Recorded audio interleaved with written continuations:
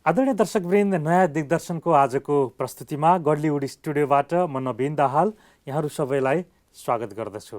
दर्शकवृन्द, हाम्रो सन्तुलित जीवन अन्तर्गत हामीले कति धेरै विषयहरूमा ध्यान पुर्याउनुपर्छ भन्ने सन्दर्भमा केन्द्रित भएर हामी चर्चा गरिरहेका छौँ। विगतका प्रस्तुतिहरूमा हामीले हाम्रो दिनचर्या कस्तो हुनुपर्छ भनेर निकै महत्त्वपूर्ण चर्चा गऱ्यौँ।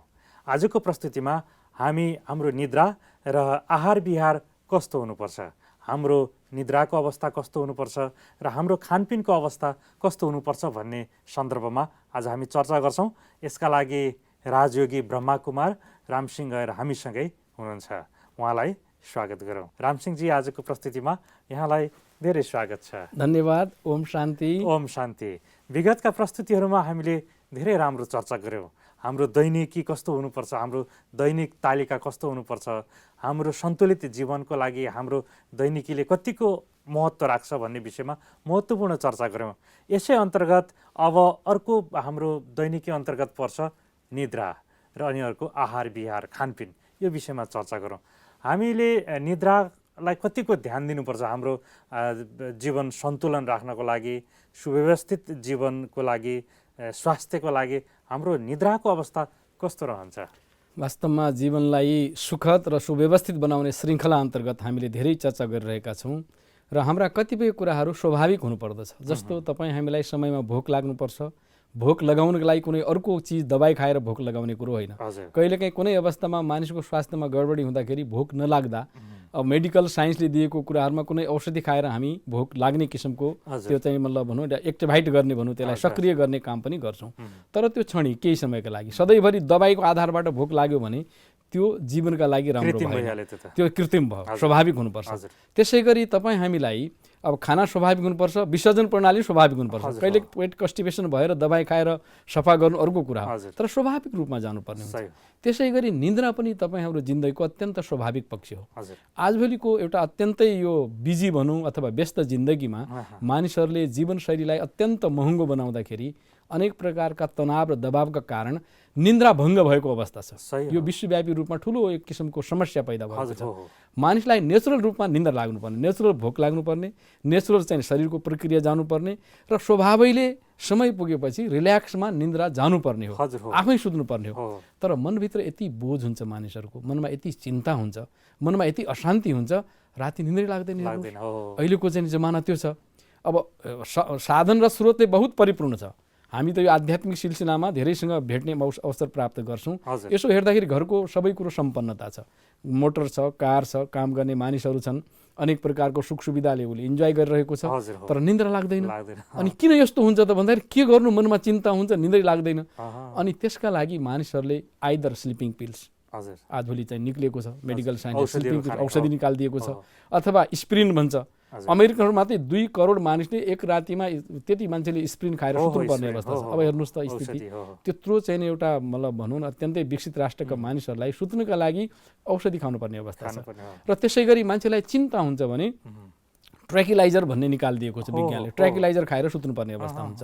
र यस्तो किसिमको अवस्था किन हुन्छ त होइन?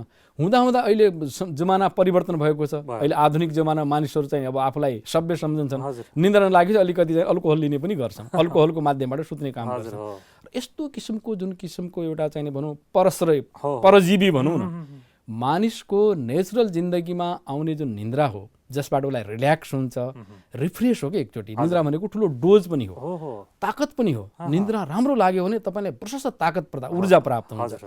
त्यो नेचुरल प्राप्त हुने ऊर्जाका लागि अथवा मादक पदार्थको सहयोग लिनुपर्ने, या चाहिँ गोलीको सहयोग लिनुपर्ने, या स्लिपिङ पिल्स मतलब सहयोग लिनुपर्ने, कति ठुलो विडम्बना भन्नु, यसलाई दुर्भाग्य भनौँ, विडम्बना भनौँ, या नयाँ सभ्यता संस्कृतिको उपहार भनौँ कि यसलाई श्राप भनौँ, सबै एकैचोटि भयो कि भएन, यसलाई हामी मूल्याङ्कन गरौँ। हाम्रा सबै चाहिँ भ्युअरहरूलाई पनि हामी के भन्न चाहन्छौँ भने यस्तो जिन्दगी जहाँ हामीले विज्ञानको विकास गरेका छौँ, नयाँ नयाँ सुविधा चाहिँ प्राप्त गरेका छौँ, हरेक प्रकारले बेड राम्रो छ, हेर्नुहोस् बडा राम्रा चाहिँ लग्जरियस बेडहरू छन्, निद्रा लाग्दैन।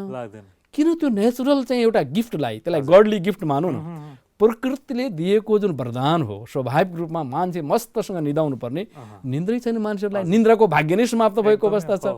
त्यसैले यस्तो जुन दुर्भाग्य छ हजुर यसबाट मुक्ति प्राप्तिका लागि होइन एउटा मानिसको नेचुरल निन्द्राबाट उसले शक्ति प्राप्त गर्नका लागि हामीले के सोच्नै पर्ने हुन्छ। हजुर र हामी खास गरी आध्यात्मिक विधाका मानिसहरू त्यही भएर आध्यात्मिकता चाहिन्छ भनेको कि विज्ञानले जतिसुकै जे गरे पनि आध्यात्मिकता चाहिन्छ त्यही भएर भनेको। चाहिन्छ हो। जस्तो बालकृष्ण समले पनि एक ठाउँमा के भन्नुभएको छ भने विज्ञान मर्दछ रोएर ज्ञान हाँसी मर्दछ।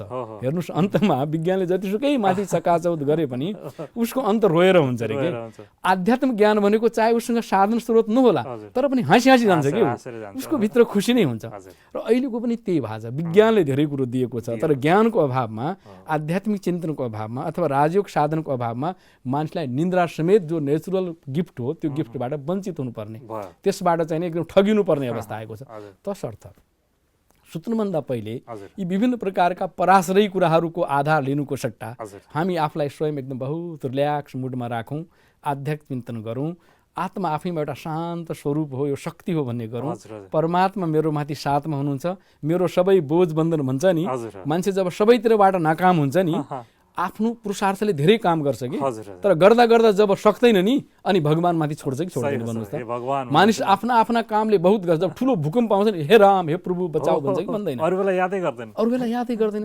अत्यन्तै नास्तिक पनि जब ठुलो समस्या आइपर्छ सङ्कट आइपर्छ त्यतिखेर सबै राम राम। मलाई 2045 सालको साल चाहिँ त्यतिखेर म चाहिँ भूकम्प आएको थियो 45 सालमा हेटौडामा थिएँ। बिहान बिहानै आएको थियो 4 बजीतिर 4:30 कि यस्तै टाइम थियो। म यसो बाबुको याद गरेर नुहाएर आउँदै थिएँ अनि बाहिर राम राम रामको आवाज सुने कि अरे हिजोसम्म कोही नगर्नु आज राम रामको आवाज गर्दैछन्। मतलब दुःखको घडीमा भगवान याद आउँछ कि आउँदैन। त्यस्तै अहिले निन्द्रा पनि जुन सङ्कट भएको छ परमात्माको यादमा हे प्रभु मेरो जे जति पनि दिनभरिको बोझ छ मैले हजुरलाई सुम्पेँ, अब म परमात्माको यादमा सुत्छु। एउटा त्यो विधि पनि हो। अब त्यो विधि मान्छेलाई अलिकति टाइम लाग्छ होला।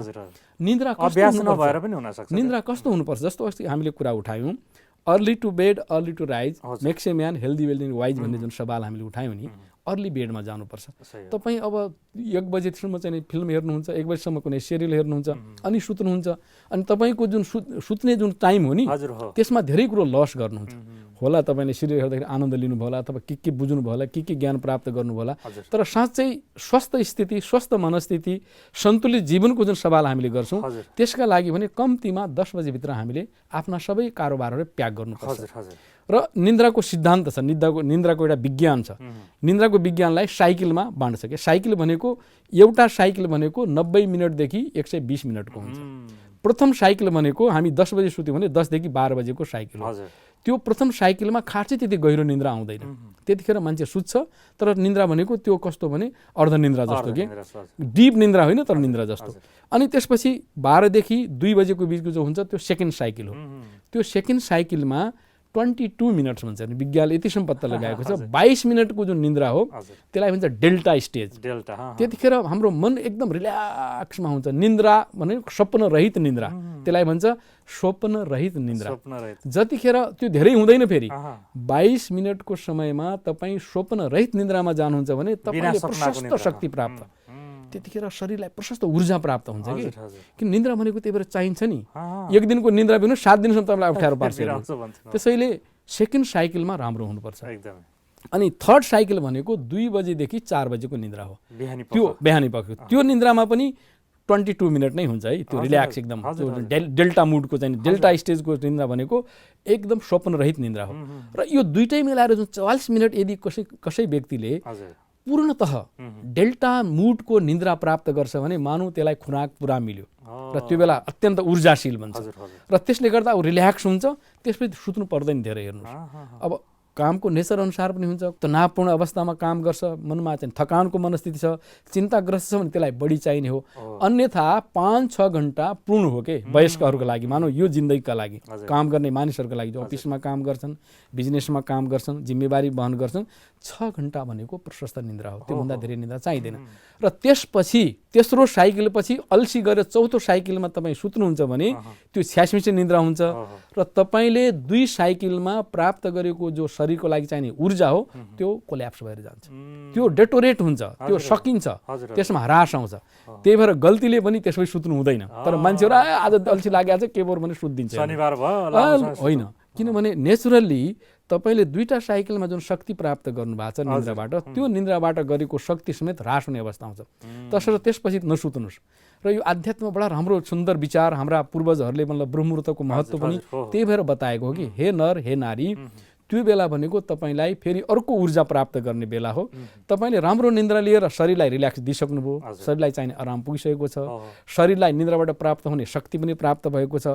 अब त्यो शक्तिलाई सत् कार्यमा, सत्चिन्तनमा, सुन्दर विचारमा प्रयोग गर्नुहोस्। अब निन्द्रा गरेर फेरि पाएको शक्तिलाई पनि चिर्न गर्नुहोस्। र यसरी निन्द्रा गर्नुपर्ने हुन्छ। र निन्द्रा यदि ठिक छ भने तपाईँलाई दिनमा काम गर्न सजिलो हुन्छ। हो, सही भन्नुभयो। हो कि होइन? यदि निन्द्रा तपाईँलाई थकान छ भने दिनमा काम गर्दा तपाईँलाई इरिटेसन हुन्छ। एउटा स्ट्रेसको सबभन्दा ठुलो कारण निन्द्रा पनि हो। यदि मानिसलाई उपयुक्त निन्द्रा छैन, चाहिँदो निन्द्रा पुगेको छैन र एउटा बहुत रिल्याक्स मुडको निन्द्रा छैन भने दिनमा मानिस चिडचिडापनमा हुन्छ, सानसानो कुरामा चर्किने हुन्छ, सानसानो कुरामा झर्किने हुन्छ उसको नेचर। र यसो काम गर्दाखेरि काम गर्नै सक्दैन। अब काम गर्दाखेरि उसलाई निन्द्रा लाग्नु, आलस्य लाग्ने आदि इत्यादि कुराहरू हुन्छन्, जसले गर्दाखेरि उसको जीवन दैनिकी जुन आवश्यक महत्त्वपूर्ण कार्य हो, जुन आवश्यक महत्त्वपूर्ण कार्यलाई उसले सम्पादन गर्नुपर्ने, सम्पन्न गर्नुपर्ने अवस्था छ, त्यसमा पनि ठुलो विघ्न गरिदिन्छ। तसर्थ बेलुका टाइममा सुत्नुहोस्, ताकि तपाईँलाई भोलिको जीवनमा जुन तपाईँले आफ्नो काम गर्नुपर्ने हुन्छ, जुन जिम्मेवारीलाई चाहिँ सम्पन्न गर्नुपर्ने हुन्छ, त्यो पनि सहज होस् भन्ने हिसाबले वास्तवमा निन्द्रा चाहिन्छ। हेर्नुहोस्, त्यसैले निन्द्राका लागि यी विभिन्न कुराहरू खाएर सुत्नुभन्दा नेचुरल निन्द्रामा सुत्ने अभ्यास हामी गरौँ, त्यो जीवनका लागि अत्यन्त सन्तुलित। धेरै राम्रो। हामीले निद्राकै सन्दर्भमा चर्चा गरिरहँदाखेरि अहिले आम मानिसहरूको समस्या रहेछ, विशेष गरी सहरी भेगमा हाम्रा दिदीहरू, आमाहरू, बहिनीहरू प्रायः गरेर बेलुका लेट नाइटसम्म सिरियलहरू हेरेर बस्ने, टेलिभिजनमा राति अबेरसम्म सिरियल हेर्ने। सिरियलका कथाहरू त्यस्तै प्रकृतिका हुन्छन्, त्यस्तै विषयवस्तुहरू हुन्छन्, त्यस्तै विषयवस्तु, त्यस्तै सिरियलहरू हेरिरहने र त्यो दिमागमा उहाँहरूमा बस्ने, र त्यसले गर्दा पनि उहाँहरूको मानसिक अवस्थामा धेरै समस्या परेको भन्ने हामीले डक्टरहरूले भनेको, अनुसन्धानदाताहरूले भनेको रिपोर्टहरू हामीले पढेका छौँ। त्यो एउटा समस्या भयो। अनि अर्को चाहिँ पुरुषहरूमा, अधिकांश पुरुषहरूमा बेलुका ड्रिङ्क्स लिएर सुत्नुपर्ने, यो दुईटा चाहिँ धेरै समस्याहरू छ। सँगसँगै अघि यहाँले पनि भन्नुभयो कतिले औषधि नै खाएर सुत्नुपर्ने, यी कुरा चाहिँ बढी यतिखेर समस्याको रूपमा देखिएको छ। मुख्य रूपमा हाम्रा दिदीबहिनीहरू टेलिभिजन सिरियल हेर्ने र पुरुषहरू चाहिँ अल्कोहल लिने, यो कुराबाट मुक्ति पाउनलाई अहिले प्रमुख केही प्रयास गर्नुपर्ने रहेछ, यो देखिएको छ। अब के छ भने यसमा अब हामीले रिजल्ट हेर्नुपर्ने हुन्छ। जुन हिसाबले राम्रो लाग्यो भन्दैमा अब दिदीबहिनीहरूले, महिलाहरूले बेलुका लेट नाइटसम्म सिरियल हेर्ने, त्यतिखेरको रमाइलो गर्ने, त्यसको पछिल्लो रिजल्ट के भयो त? किनभने आखिर मान्छे परिणाम चाहन्छ नि। यदि परिणाम दुःखद हुन्छ, परिणाम अब चाहिँ हानिकारक हुन्छ, परिणामले आपसमा चाहिँ मनस्थितिलाई खराब गरिदिन्छ, स्वास्थ्यलाई पनि खराब गर्ने काम गर्छ भने रियलाइज गर्नु पर्यो। आखिर रियलाइज गर्नु पर्यो नि।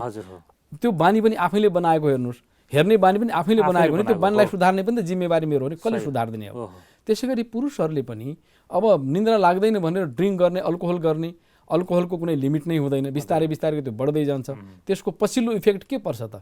मानिसको उसको जिन्दगीमा के पर्छ, उसको स्वास्थ्यमा कति हानि हुन्छ र त्यसले गर्दा सम्बन्धमा कति ठुलो दरार पर्छ, त्यसको इम्प्याक्ट बालबच्चाहरूमा कस्तो किसिमको नकारण जान्छ भन्ने कुरोलाई बहुतै गम्भीरतासँग बुझेर यी दुईटै कुराहरूलाई, ड्रिङ्क गर्ने पक्षलाई पनि र साथसाथै लङ नाइटसम्म, लामो समयसम्म अथवा लेट नाइटसम्म सिरियल हेर्ने बानीलाई पनि सुधार्नै पर्ने हुन्छ। यदि त्यसमा सुधार गरेन, हामी स्वयं संवेदनशील भएनौँ र स्वयंले स्वयंको जिम्मा लिएनौँ भने यसमा कसलाई दोष लिन पाउँदैन। हेर्नुहोस्, कसैलाई दोषी बनाउनु पाइँदैन।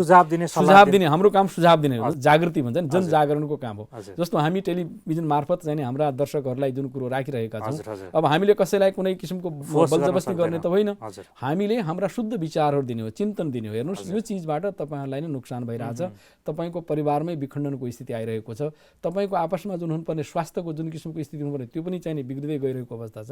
त्यसले यस्ता कुलतपना कुराहरू होइन, अलि बानी बिग्रेका कुराहरूलाई सुधार गर्नमा तपाईँको कल्याण छ, परिवारको कल्याण छ र समाजको पनि कल्याण छ भन्ने किसिमको सोच दिने काम कर्तव्य हामीले हो। र यो कर्तव्यबाट हामी पनि पन्छिनु हुँदैन। सकिँदैन भन्ने होइन कि त्यो सक्नको लागि प्रयास गर्नु पर्यो। अब त्यो त बानी पर्यो नि, सिरियल हेर्ने, टिभी हेर्ने, रातिसम्म फिल्म हेर्ने, त्यो पनि एउटा बानी हो नि। कुलतै भन्नुभयो यहाँले, कुलतै हो नि त्यो पनि। सँगसँगै ड्रिङ्क्स गर्ने, अल्कोहल लिने यो पनि कुलत हो। यसमा अब छोड्ने प्रयास गर्नु पर्यो। आज थोरै गर्दाखेरि बिस्तारै बिस्तारै हामीले छोड्यो भने हाम्रो दैनिकीमा धेरै राम्रो असर प्रभाव पर्न सक्छ। हामीले यो असाध्यै महत्त्वपूर्ण चर्चा गऱ्यौँ रामसिंहजी। हाम्रो जीवनमा सन्तुलित जीवनको लागि अर्को महत्त्वपूर्ण पक्ष भनेको हाम्रो आहार विहार, खानपिन, भोजनले असाध्यै महत्त्व राख्दो रहेछ। खानामा विशेष गरी दुई प्रकारका भोजनहरूले महत्त्व राख्ने रहेछ, एउटा तामसिक भोजन र अर्को सात्विक भोजन। यी दुईटा भोजनको सन्दर्भमा केन्द्रित भएर हामी चर्चा अब प्रारम्भ गरौँ। भोजनको सन्दर्भमा केही कुराहरू गरौँ। अत्यन्तै मानिसको जीवन भन्छ नि, जस्तो अन्न त्यस्तै मन भनिन्छ। हजुर। यदि मनलाई शान्त, शुद्ध र शीतल राख्नका लागि त्यस्तै किसिमको अन्नको सेवन गर्नुपर्ने हुन्छ। अन्न अनुसारको मन बन्ने हो। हामीले मनलाई दोष दिनुभन्दा पनि पहिले अन्नप्रति ध्यान दिनुपर्ने हुन्छ। त्यसैले अन्नको डाइरेक्ट हाम्रो मनसँग सरोकार छ भन्ने विषयवस्तुलाई हृदयङ्गम गरेर भनौँ, हाम्रा प्राचीन ऋषिमुनिहरूले, हाम्रा पूर्वजहरूले खानाको तीनवटा क्याटेगोरीको, दुईटा मात्रै तीनवटा क्याटेगोरी, एउटा सात्विक भोजन, अर्को राजसिक भोजन, अर्को तामसिक भोजन। सात्विक भोजन भनेको तपाईँ हामीलाई प्रकृति सात्विक भोजनै भनेको। खास गरी मानव प्राणी, हामी मनुष्य आत्मा जो सबैभन्दा एउटा विवेकशील प्राणी हो र हामीले संसारमा धेरै जिम्मा पनि लिएका छौँ। संसारको मास्टर प्राणीका रूपमा मानिस नै आउँछ। त्यसैले मानिसको जुन किसिमको प्रकृतिले संरचना दिएको छ, शरीरको जुन किसिमको हाम्रो बनोबट छ, त्यो शरीरले पनि प्राकृतिक रूपमा हामीलाई सात्विक भोजन खान नै अफर गरेको छ। हेर्नुहोस्, हाम्रा ऋषिमुनि भनेका त्यतिखेरका रिसर्चर नै हुन्, अनुसन्धानकर्ता नै हुन्। उनीहरूले धेरै किसिमको परीक्षण निरीक्षणपछि मानव शरीरका लागि कुन भोजन उपयुक्त हुन्छ, स्वास्थ्यका दृष्टिकोणले, नैतिकताका दृष्टिकोणले, मानसिक स्थितिलाई बनाउने दृष्टिकोणले भन्दाखेरि उहाँले हामीलाई अफर गर्नुभयो, हे मानव प्राणी, तपाईँको लागि प्रकृतिले फलफुल, दूध, अन्न, पानी दिएको छ। यो नै तपाईँहरूको भोजन हो, मानवको भोजन हो। र मानिसको शरीरको संरचना त्यही भोजन खान योग्य छ। जस्तो हाम्रा दाँतहरू मांसाहारका लागि योग्य छैनन्। हाम्रा दाँतहरू, हाम्रो दाँत भनेको शाकाहारी दाँतहरू। हाम्रो बीचको जुन भित्र आन्द्रा छ, त्यो आन्द्रा त्यति लामो, मतलब यति लामो छ जो मांसाहारलाई तुरुन्त पास गर्नुपर्ने हुन्छ। त्यो हामीले तुरुन्तै चाहिँ पासै गर्न सक्दैनौँ। तसर्थ हाम्रो आन्द्राले पनि हामीलाई यो सात्विक भोजन नै खाऊ, फलफुल खाऊ, अन्न खाऊ, अनि अनेक प्रकारका जो दालनका पदार्थहरू छन् त्यो खाऊ, त्यसको ठाउँमा दही दुध पनि दिइरहेको छ त्यो खाऊ भनेर हाम्रो शरीरको भित्री पाचन प्रणाली भनौँ न, एज ए होल जुन किसिमको हाम्रो पाचन प्रणाली तयार भएको छ, त्यो पाचन प्रणाली सर्वदा हामीलाई सात्विक अन्न फलफुल खान नै उपयुक्त छ। र त्यो अनुसारले चाहिँ त्यो किसिमको चाहिँ विसर्जन प्रणाली पनि त्यसै किसिमले निर्माण भएको छ। र साथसाथै हाम्रो जुन एउटा सेलिबा निक्लिने खाँदाखेरि जिब्रोबाट निक्लिने जो सेलिबा हो, त्यो सेलिबा भनेको सात्विक अन्न पचाउनै त्यसमा शक्ति छ। त्यसले यो मांसाहार जस्ता कुराहरू, तामसिक भोजन पचाउनै सक्दैन। यसरी प्रकृतिले न हाम्रा हेर्नुहोस् त्यो मांसाहार खानेहरूका नाङ्राहरू हुन्छन्, होइन, तिखा तिखा दाँतहरू हुन्छन्, त्यो हामीलाई दिएकै छैन।